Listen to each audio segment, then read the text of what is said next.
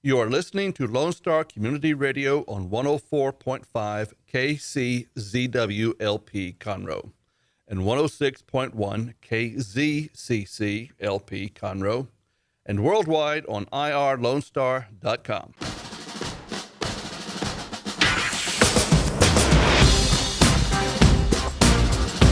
Welcome to Veterans Hour, the Veterans Hour. I am your host, WWII. And as always, you can catch us the first Tuesday of every month here on your Lone Star Community Radio. I usually come to you live, unless I'm pre-recorded, which I am today. Because I'm going to be out, or I was out in the San Antonio area for Memorial Day doing my veteran stuff. So I figured I would pre-record so that I didn't have to pull something out of my butt. Now, as always, you can listen to us here on your Lone Star Community Radio on veteransair.us, on Facebook, iTunes, or wherever you get your wonderful podcasts. If you need to get hold of me, text me on our Google phone, 936-344-3083. Today, our show is going to be about honor, sacrifice, and, honor and sacrifice and duty, selflessness, how to serve. And I am proud to have in the studio with me today, LinMarie Garzi from Quilts for Vets. And pull back in your memory, sometime last year, way early, we did a show on the Candy Bomber and Quilts for Vets because LinMarie went out and presented the quilt that her group made to General. He's a general now, right? He's a general. To the General Candy Bomber. LinMarie, welcome to the show. Thanks. So, assume that our audience doesn't know anything about Quilts for Vets. Tell us about it. Quilts for Vets was originally started via my dad. My dad is a veteran, or was a veteran, Korean conflict, and I was taking him back and forth to the VA hospital a lot. I made me a quilt, and I really liked that quilt. And I had just finished hand doing the binding, and I put it between us in my bag, and he goes, "You finished it?" I'm like, "Yes, sir." He goes, "Good." He said, "You see that man across the room over there?" And I said, "There's a lot of men over there." He goes, No, the one that's got the cap on. He said, "Can you read that cap?" I said, "What's wrong with your glasses?" He said, "You don't worry about my glasses." I said, "Okay." I said, "Yes, sir, it says World War II veteran." He goes, "Mm-hmm." So we're sitting there, in a few minutes, he nudges me again. I said, "Yes, sir." He goes, he looked at me, and he looked down at that bag, and he looked over there at the man on the other side of the building. I said, "You want me to give him my quilt?" He says, "Yes, ma'am, I sure do, and you can lower that tone anytime you wish." I sat there for a few minutes, and he says, "Time is really of the essence." And so the master sergeant and him came out, and I went, "Yes, sir." He goes, "Now, I know what you do for a living." He said, "Don't you go over and ask that man a lot of nosy questions. You don't even ask him his name." "Yes, sir." So I took my quilt over and gave it to that man, and came back and sat down, and he goes, "Don't you feel better about it?" I looked at him for a minute, and I was like, "Well, he's happy, so I suppose so." He goes, "Good." He said, "I have to come back in 3 weeks. That's 3 weeks that you got to make 3 more quilts." And it just exploded after that. I had to start asking friends to do. And so in January of 2019, we became a nonprofit organization. My CPA says you cannot continue to supply all of this. At that point, we had given out about 400 quilts to veterans that we saw at the VA hospital. And my dad said that it's got to be for World War II and Korean conflict. And whenever you've exhausted all of those, then you go on down to the next war. I want to stop you there for just a second. And have you been over to the Honor Cafe yet? No, sir. If we have time after this interview, just go over there. I'll give Chris a call, see if he's still open, and I'll take you over there. I think you'll enjoy that. World War II veterans and Korean War veterans, they're becoming few and far between. Now, Quilts for Vets your friends, your ladies, you make these beautiful quilts, and you fly all over the country to honor these veterans with their very own quilt. But that's not the end of the story here. Because the real story of this is not only are they getting a quilt, but the history that your organization learns and through this preserves for our greatest heroes. And there's not many left. The last count I had about a month ago is that there's 125,000 World War II veterans. However, they're dying 75 to 125 per day. Our ultimate goal is that we take lots of pictures if they allow us to. We don't impose ourselves on them, and we don't try to subject them to anything that they're not comfortable with. Many of them will tell me things that they've not told their children about their war times and things like that. The PTSD that even the World War II guys, experienced, but it wasn't called that, and they could never say anything about it. It was just suck it up, Buttercup, basically. You stole my pillow, huh? And so what we're doing is that we're taking the photos that we get. Some of them we do have their war photos, and we are documenting their history. Hopefully this time next year, depending on funding, we are putting together a tabletop book of World War II veterans and a separate one for Korean conflict. Right now our concentration is the World War II veterans. Don't let me forget, I have for you the official documents that were secret but aren't anymore of when my adopted grandfather, Bill DeLong, got deployed for World War II as a pilot. Oh, wow. I have the originals for you. I've been saving them. Oh, nice. His estate in Hannah very, very generously donated to me, and I'm going to donate them back to you. Awesome. Tell us what goes in to making these quilts and how you decide who's getting what. To begin with, the 12, 14 ladies that helped me, we try to get everything patriotic, red, white, and blue. We have been given some fabrics, or what we call orphan blocks. And the orphan blocks are just something that some people just have. But what we do is we incorporate those orphan blocks in, like with a panel or something like that, and add our red, white, and blue. So we try to use whatever we're given. Fortunately, I had a quilt shop, and so I'm still able to purchase fabric at wholesale cost. That's why instead... Is there anything that you don't do? I mean... Sure, there's a lot of stuff I don't do. I don't know, you do a lot of stuff. So that's why whenever someone says, well, I'll buy fabric for you, I try to say, yes, but I can buy it wholesale and I can get at least double what you can purchase for me. So I can stretch my dollar a whole lot further. Each individual decides what pattern they want to use. We try not to use the same pattern twice. If it's the same pattern, we definitely don't use the same fabric.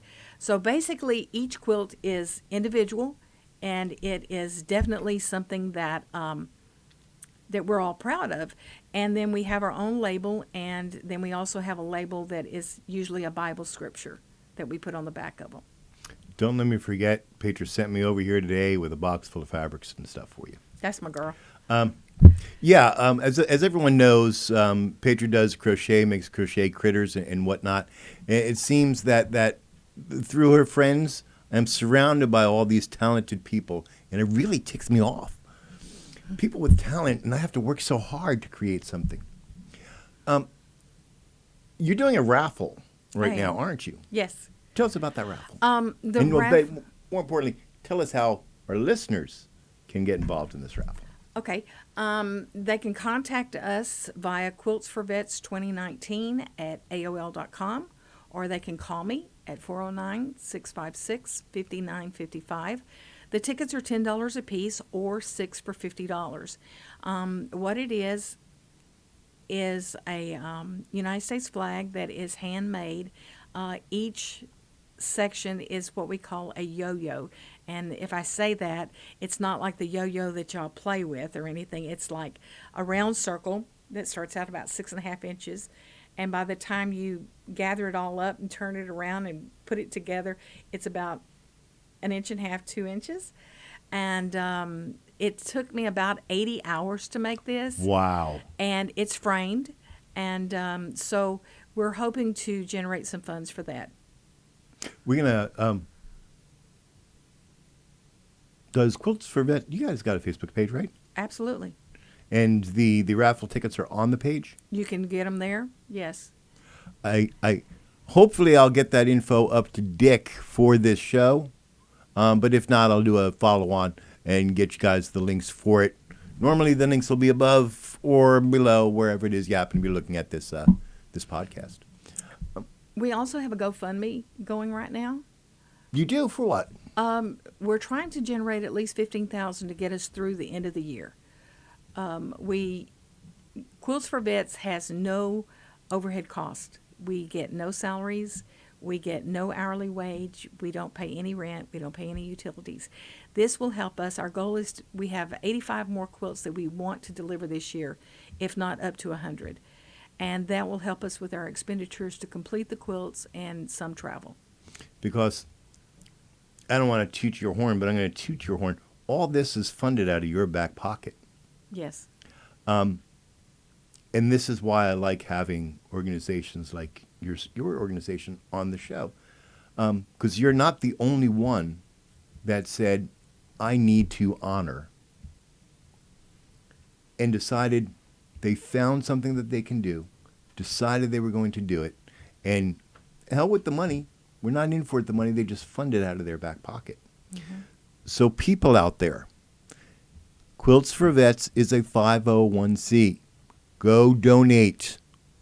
How is she supposed to get from point A to point B with all these beautiful quilts if she doesn't have the money to get on the plane? So go donate.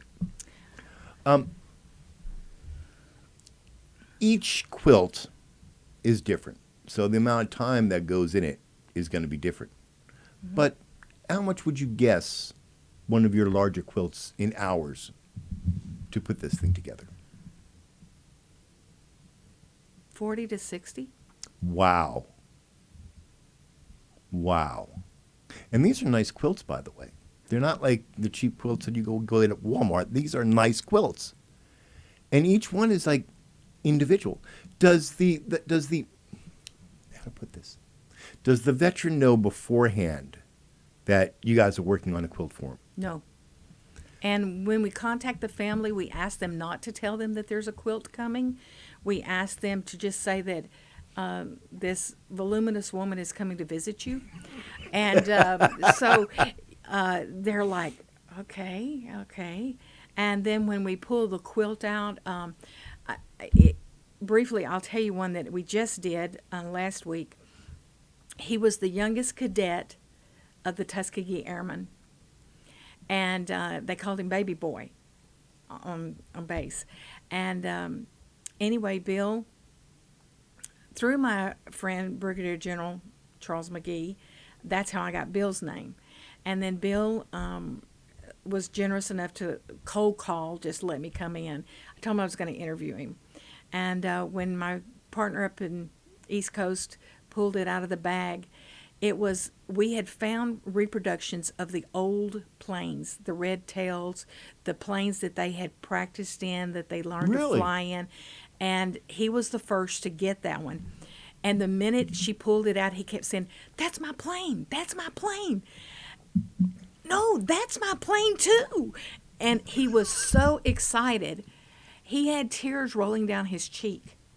And of course, it was everything that we could do to stay contained, be that strong gal, and, not just want a ball right there in front of him. So before we got ready to leave, Kim says, well, here, I'll take it and fold it up. And he grabbed it, and he was hugging the quilt, rocking and crying when we left. And he kept saying, "That's my plane. That's my plane." That's what we do this for. As you know from your dad, combat veterans rarely speak to all that they've seen and all that they've done. And the reason for that is, unless you were there, you really can't understand what's happened. I say that for everybody else in the world that doesn't understand. Well, how come my husband won't talk to me about what's going on? How come he talks to his friends more than he's talked to me? Because when two veterans get together, they have a shared experience. They have a common bond for that, and they can say a whole lot without saying a whole lot. Mm-hmm. And I think that you get to experience that every time you go deliver one of these quilts. Let me tell you something. I may not be a veteran, but Doug, my heart is so full of red, white, and blue and veterans inside of me that I bleed red, white, and blue. And you're right. My dad never talked about his experience. Number one, he wasn't allowed to in my mother's house. But I only got my dad to open up because of my real job. And I had a Korean conflict veteran that had given me some information, and I was writing his mitigation paper. And I went to my dad and I said, look, I know you've never talked about this with me, but I have questions. He goes, well, I might answer them and I might not answer them. I said, fair enough. So I started asking him specific things about the 38th parallel, about the being in Korea, and about the food, and about the children. And when I mentioned the children, first he just listened to my questions. But the minute I mentioned the children, my dad started just shaking his head. He goes, oh my God, chop, chop, chop, chop. He said they would take their cups and rattle it on the fence. They were hungry. They wanted chop, chop. And after that, I spent hours, I'm telling you, hours, sometimes around the clock, listening to the stories that my dad had. And because of my real job, he asked me to look up some of his comrades. And so we did. And we missed one by 1 week. And I could tell on my dad's face that that just crushed him. He said, I wish I'd have had you do this sooner. I said, yeah, me too. You know, every single veteran is an individual and deals with the experience in their own way. But there are some commonalities that span the breadth of this country's conflicts. When veterans call each other brother or sister, they honestly mean that, because these people are closer to them than their family in many instances. Mm-hmm. Brother Johnny, that was just for you. When we decide that we're going to leave the military, a whole bunch of emotions go through the veteran. They're glad, they're sad, they're happy, they're mad. But they don't forget who their brothers were. Never. And I find that it's towards the end, when you're making peace, at the end, that you start looking back and going, I wonder where Billy is. Mm-hmm. You never forgot him. And you still carry that in your heart for these individuals. I think that in your other job, that you're able to do that is a wonderful, wonderful thing. I've done it for many veterans, and you're correct. This started in February of 2019, 2 weeks before my dad knew that he had terminal cancer. And it was like, and in fact, he put Wi-Fi in his house so that I could use my computer to help him find more people. If that's any, I mean, he was resolved that he was ready. And the main guy that he wanted to find was a guy named James Smith out of Tupelo, Mississippi. And that's the one we missed by a week. Damn. That's hard. He said, back in the 50s, he said, we were still segregated. I mean, and he said, he was my first black friend, besides my friends from East Texas. He said, we were in the foxhole together. He said, I didn't see no color in that man. He said, I just saw a man that had my back and I had his. He said, shame that we had to go through all that mess. He's absolutely right.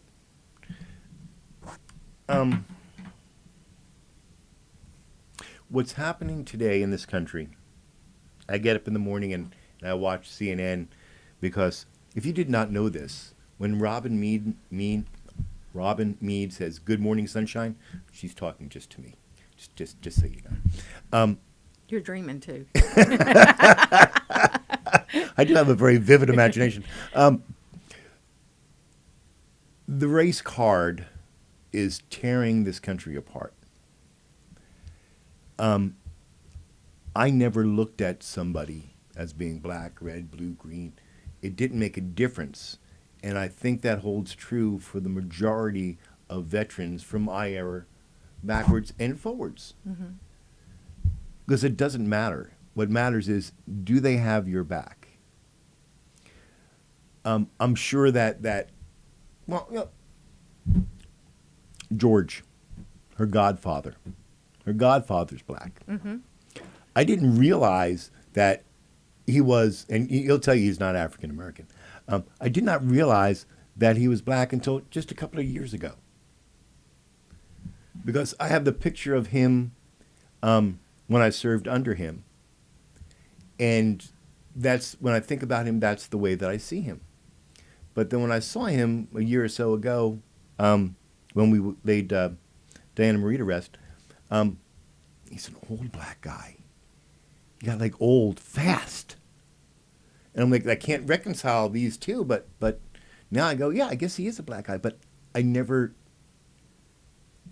thought that. Mm-hmm. I don't know who's doing it, what part of society is tearing the country apart because of race, but whoever you are, stop. Getting back into the quilts. Can you hold one of these quilts up? So can they see these quilts, Dick? Yeah, Dick says you can see these, so these You are can? great. Yeah, he says you can Okay, see them on the I'm going table. to flop one more out. This is another, just a different view. These are just like, and they're all handmade, right? Yes. You ladies just sit there and you stitch them all. Well, now wait. It's not just ladies. You got guy quilters? I have guy quilters. Damn, there you go. Yeah. We have two guy quilters. One is out of Beaumont, and he does the majority of the cutting. And if I get into a bind, he'll help me sew. Well, I've seen the pictures on your Facebook page. Smidge and Smudge. Smudge and DC help you Oh, all the absolutely. time. Absolutely. I mean, they are very hardworking cats. They're the associates. They are very hardworking. Absolutely. And then make sure that your line is straight. Mm-hmm. I saw that. How he did not get his paw caught in the needle, I will never know. But And that's the way he does it all the time. He keeps it right there, and as it's going, he's making sure it stays straight and flat for you. exactly. I was going someplace with that, and I forgot what it was. So, do families contact you and say, "Can you do a quilt for my father, my grandfather, or whatnot?" Or do you guys just compile a list and go down the list? How do you decide? Well, we do a lot of research. Thankfully, I have a board of directors that are really good about watching the news. And we see someone had a drive-by because, a birthday party or whatever. And so here's you another one. So we have everything documented by state. And we do get calls from families saying, hey, my dad or my grandfather is a World War II veteran or Korean conflict veteran. Can we get on your list?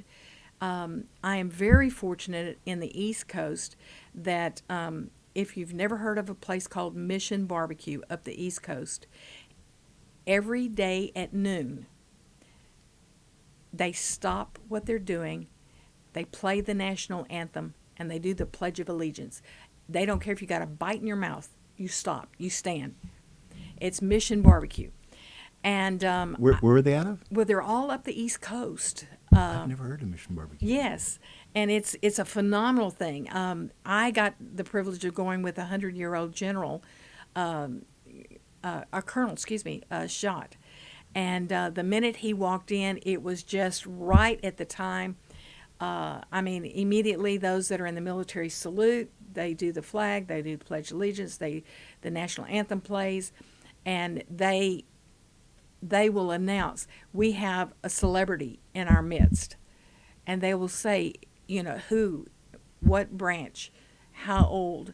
And so I was able to meet up with someone who used to work there, and they had formulated a list.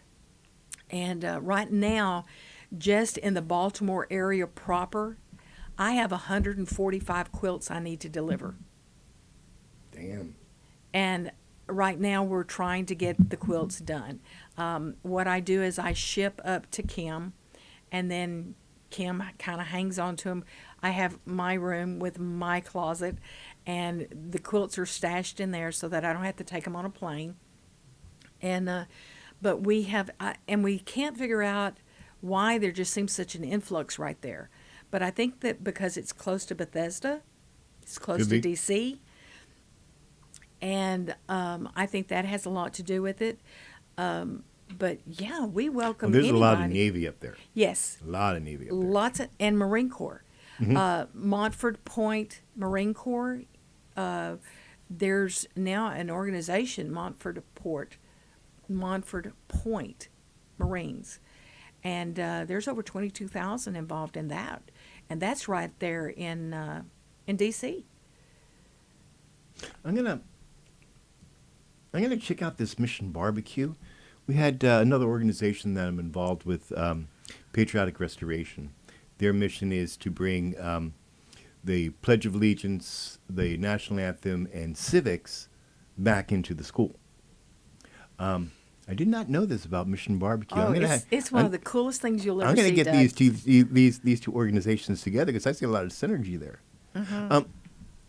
So you're here in Texas. You're either in Beaumont or in your Green Acres the house. But you travel all over the country to deliver these quilts. Not just the United States. We've delivered in London, and we've delivered in Normandy Beach. Damn. And like you said, it's out of my pocket. Would you adopt me? So we're trying to, everything we do, we use the credit card that you get the extra points. So. I don't know how to say this. This all came from your dad. And I know that we have a personal relationship. I know you're a daddy's girl. Mm-hmm. How does this make you feel when you're presenting a quilt to a veteran? My daddy's right there with me. Give you some sort of comfort to know that you're following on with his wishes?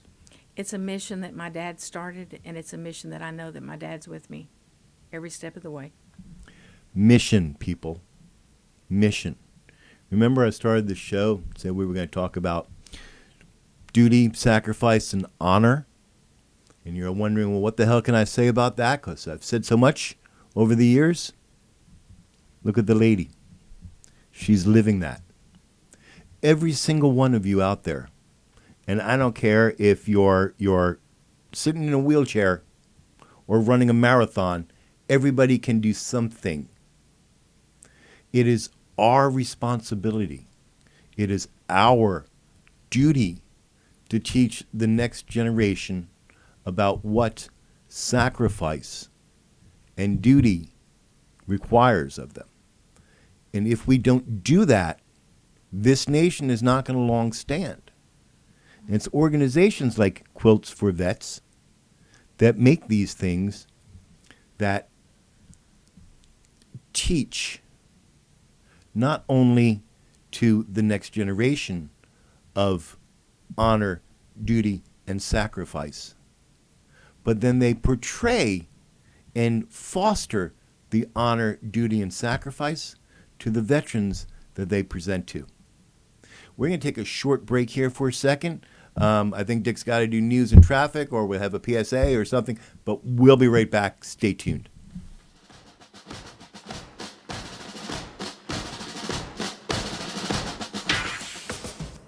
Is there someone you know who is hooked on vintage aircraft? Follow the Commemorative Air Force and its fleet of World War II planes, including the mighty B-17 Flying Fortress Texas Raiders, which is based in Conroe, Texas. Texas Raiders tours locally and all around the United States, offering the public a chance to put their hands on aviation history. What could be a more perfect gift than a flight on a historic B-17? Taking to the sky on the iconic bomber is an experience that will never be forgotten. For the touring schedule, reservations, or more information, go to b17texasraiders.org or call 855-FLY-A-B-17.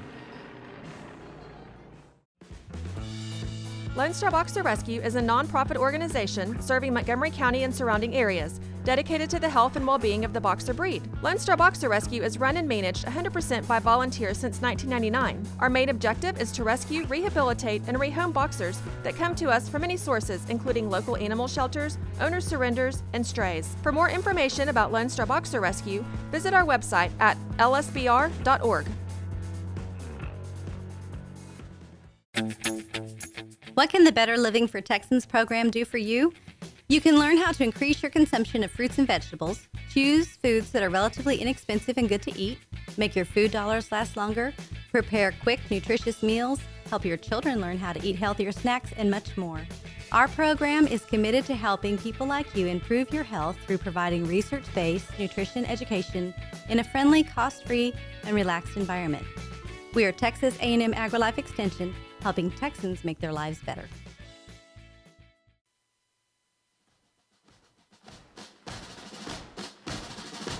Welcome back. You're listening to Veterans Air. I'm Douglas B., and I'm here in the studio with LinMarie from Quilts for Vets. Before our break, we were talking about honor, duty, sacrifice. Can you tell us a little bit about the Blue Star flag that you have here? We've started making the Blue Star flag for families who have someone in active duty. And yes, we have made the Gold Star, and I refuse to quilt those until the 11th hour. We usually try to present these at the Gold Star at the service, unfortunately. But any family that has someone active duty, for a very small donation, we'll be happy to send you one of these. Michael, if you're listening to the show, if you ever get back into port, I'm going to make sure that we get your mom, both your moms, a flag over to them. Do you know the history behind the Blue Star flags and the Gold Star flags? Some, but you go ahead. This was started, it became official in World War II, the Correct. World War II era. But it has been years and years and years before that. The government needed some way to identify families that currently have people serving and have lost people serving for a number of different reasons. Are you familiar with the story of the Sullivan boys? Yes. That's where all this came from. And this is the reason why two brothers or two siblings don't serve in the same unit in the military. No, and that's why you also have two of these hanging in your room That's at right. one time. That's right. So people can contact you, make a donation, and you'll send them the flag? Absolutely. And this is an unfinished one. Unfortunately, I didn't have time to finish it.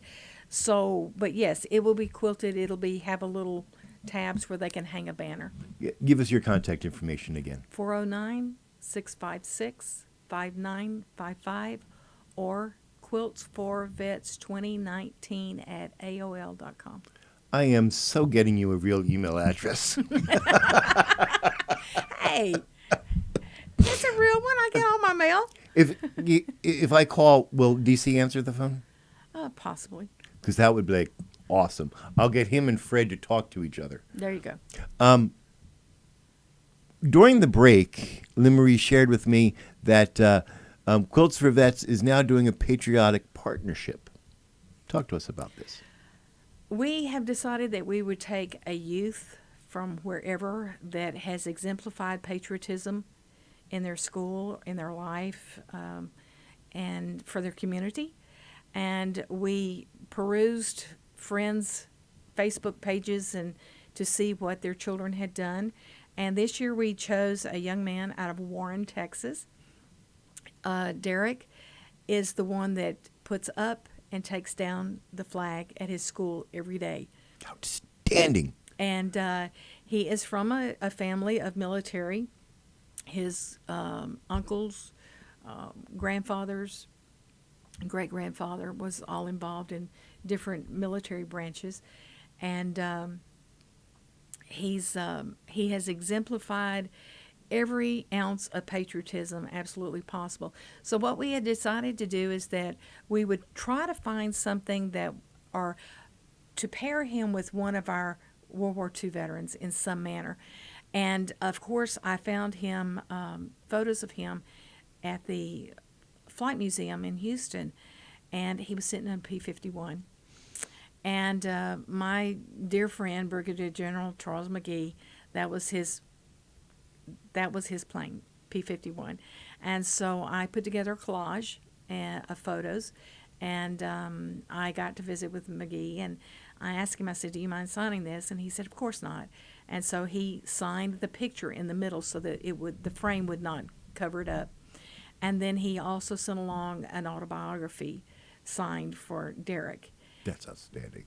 Derek, you could have blown him over with a feather. He was just totally shocked. He had no idea that this was coming, because prior to this, I talked to the students about patriotism, about the red, white, and blue. What does it mean? What do those colors mean? About the 50 stars. What do they really mean? And I talked to him about being patriotic and about walking up to a veteran and saying, hey, thank you for your service. Because that's what the youth need to learn, is to thank a veteran for what they've done. And even though these were freshmen, I also told them, I said, you need to realize what it is that you may want to do when you finish school. Are your parents going to be able to put you through college? Or is this something that possibly a branch of the military could help you achieve? Before I forget, let me do this. Tom Yeats, Coach, if you're listening to this show, and I know that you are, call LinMarie. There's a lot to be synergy between her organization and your organization, Patriotic Restoration. This young man that you've partnered with, he's selling the raffle tickets too, also, right? Yes, he's got raffle tickets to help sell. And would you be opposed to somebody else helping you sell raffle tickets? Oh, heck no.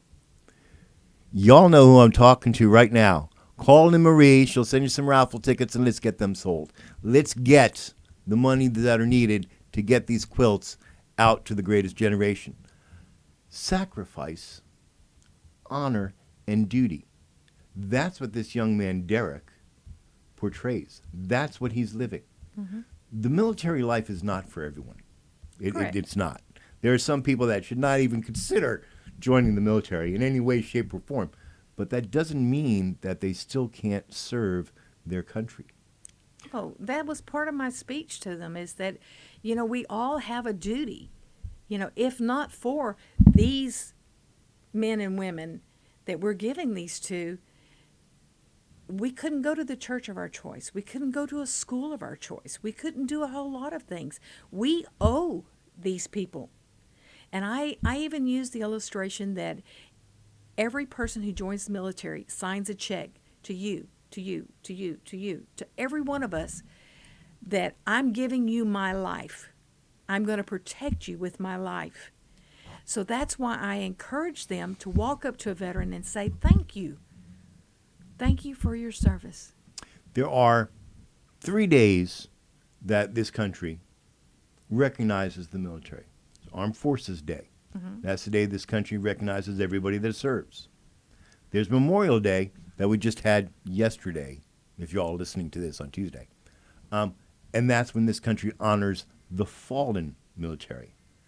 And then there's Veterans Day, and that's the day that this country honors veterans that have served the country. But service and sacrifice go hand in hand with duty and honor. I'm going to use my brother, God rest his soul, Robert, as an example. My brother Robert he had some internal conflict that he never was able to serve in the military. He was severely dyslexic. Couldn't get into the military. My brother Robert became a living historian. He knew everything there was to know about the Civil War. And he would dress up in authentic New Jersey 7th Regiment. He would dress up authentic. Everything was authentic, including his musket, his ammo, the whole 9 yards. And he would travel around the country giving demonstrations and talking to history classes on what the Civil War really was and why it was fought. Because, as he says, there's Hollywood's rendition of it, and then there's the truth of why we had the Civil War. Mm-hmm. And he served. He had honor. He was patriotic. That's something that I hate to say that. I hate to say this because I fought and I bled for this country. But today, it feels that there's less and less patriotism in one segment of the society, and maybe a whole too much of it on the other side of society. Somewhere along the line, in these years, we've lost our sense of what it means to be American. If you go back and you look in the 50s, look in the 80s. We were Americans. It didn't matter what differences we had, political, religious, whatnot. We all still identified as Americans. September 12th, 2001. When I got up that morning and I walked outside my front door, and you've been to my house, mm-hmm. There's 2 houses on my entire block that fly the flag every single day. Me and Leroy. Mm-hmm. On the 12th of September in 2001, when I walked outside, every single house had an American flag on it. Because at that moment, we were Americans. What you do to honor our Korean War and World War II veterans is so much more than paying tribute to them. You're paying tribute to Americanism. You're paying tribute to this country, but more importantly, to the ideals that this country is supposed to espouse. Mm-hmm. Did you know that? I feel that, yes. A lot of people that I talk to that sit in that very same chair there, they go, no, it's just something I felt that I need to do. Don't sell yourself short of the value of what it is you're doing. I and my audience, we understand that. And we would like to thank you for everything that you do. Doug, I appreciate that, but really there's no thanks needed. This is what I'm supposed to be doing. When you know that it's a God thing and you're being led to do what you're doing, and every time I say, okay, God, I'm down to just a few dollars left and you know that I've got to get this done, the money always comes from somewhere. So I know this is a God thing. I don't need thanks, but I appreciate it. You know, the Marines have something that they live by called God, Country, Corps. That is what they think every morning when they open their eyes. And in a greater extent, that's what every single veteran thinks. And every single military person that they think. You go and you ask the next veteran you see, why did you join? Which is a totally different question than, why did you serve? Mm-hmm. They're mutually exclusive things. You'll get, Well, I joined up because I had nothing better to do and figured I'd better join before I go to prison, which is a whole bunch different than why did you serve? Mm-hmm. You're answering a calling, LinMarie. You're answering a calling from God and from your daddy. And you should be proud of yourself. You really should. You should be proud of the organization that you were able to build. Raise your right hand, place it behind your head, pat yourself on the back, and good job. Thanks. It's been a journey, and it's been one that, I mean, even though I'm still working 40 to 60 hours a week on my real job, we still try to knock out quilts, and we still find time to be able to interweave and to make deliveries and everything. I know that this is exactly what I'm supposed to be doing, and I'm tickled pink. I'm very honored to have the classmates of mine who I call and say, hey, I need 5 quilts within 2 weeks, or I need this finished immediately, and everybody just pitches in. On my board of directors, there's 3 classmates that we went from elementary through high school with. 2 of them are retired military. One's Air Force, one's Navy/Army. And those 2 words should never go together. I just want to let you know that. I know, right? And then one of them is our historian. She puts everything in scrapbook form, which we'll make JPEG photos from. And those are the photos that we'll use in our book. So, I mean, I have been just truly blessed to be able to pick up a phone and call a classmate, from 50 years ago and say, hey, I got this project that I'm doing. Okay, well, what do we need to do? Okay, that's what I need to hear. What do we need to do? So it's just, we're just really, really blessed to be able to do this. I mean, I cry after I leave each one because I don't know if I'm going to see them again. We asked them, why did you serve? And some of them said, because it was the right thing to do. Our country needed us. And some of them said, well, I didn't want to go to the Army, so I joined up over here. And I said, and then I always ask, I said, will you do it again? I have yet to have one. And we've given out 514 quilts to date. I have yet to have one veteran tell me I'd never do it again. Every one of them said, if they called me right now, I'd pick it up and I'd go. Oh, that's my experience working with veterans too. When I joined, I knew that I was going into the Army. And that's all I ever wanted to do with my life, is I wanted to be the best soldier I could be. Unfortunately, my body gave out before my spirit did. But when 9/11 happened, I went to go see the recruiter because I figured, I've only been out 9 years. I'll shave. I'll get a haircut. We'll be okay. But they said no. It's the sense of being part of something greater than you are. Mm-hmm. But at the same time, able to see where your contributions are critical to the greater whole. And that's something that a lot of people, I think, go through their lives. And I know personally that there were a number of years that after I got out that I didn't see how I was contributing to society as a whole. LinMarie, we are running out of time, but I want to thank you. I want to tell everyone, go over to Facebook, find Quilts for Vets, or if that's too hard to remember, check out the Veterans Area. You're already doing it now because LinMarie is an admin, editor, whatever it is over at Veterans Area. She cross-posts all of her stuff over there. I'm going to get the links for the raffle tickets. And would it be like, it's not a conflict of interest if I buy a raffle ticket and I win, is it? I don't think so because I'm not the one that picks them. Because I'm going to do it. I'm feeling lucky.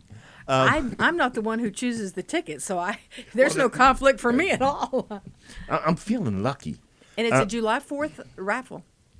Outstanding. Yes. Our next show is July 6th.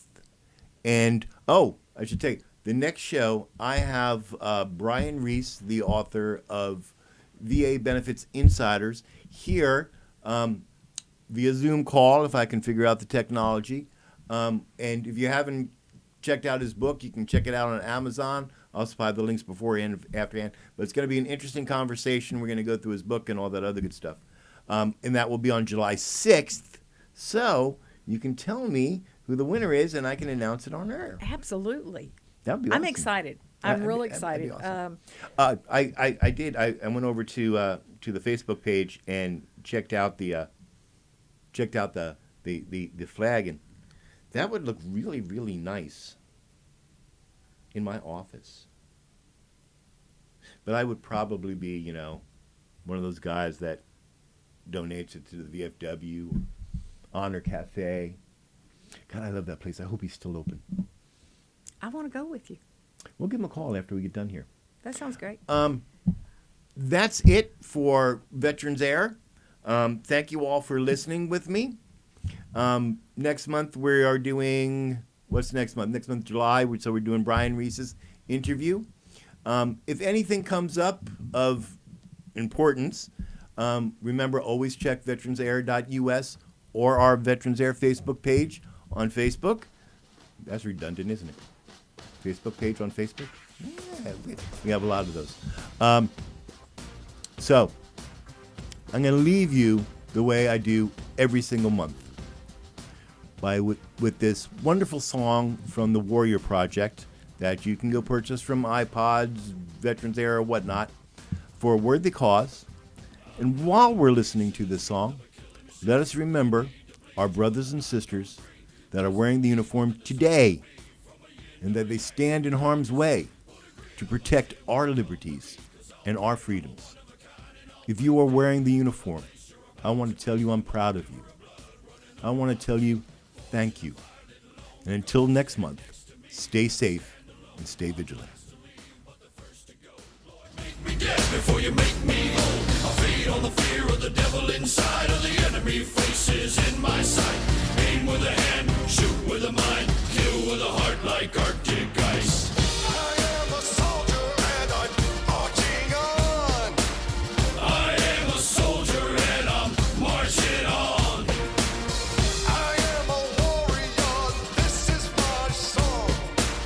I am a warrior and this is my song. I bask in the glow of the rising war, lay waste to the ground of an enemy shore. Wade through the blood spilled on the floor, and if another one stands, I'll kill some more. Bullet in the breach and a fire in me, like a cigarette thrown to gasoline. If death don't bring you fear, I swear you'll fear these marching feet. Come to the nightmare, come to me, deep down in the dark where the devil be. In the mall where the jaws and the razor teeth, where the brimstone burns and the angel weeps. Call to the gods of across your path, and my silhouette hangs like a body bag. Hope is a moment now long past, the shadow of death is the one I cast. I am a soldier and I'm marching on. I am a warrior and this is my song. My eyes are steel and my gaze is long. I am a warrior and this is my song. We're not just going to shoot the bastard. We're going to cut out their living guts and use them to grease the treads of our tanks. We're going to murder those lousy bastards by the bushel. Now I live lean and I mean to inflict the grief, and the least of me is still out of your reach. The killer machine's gonna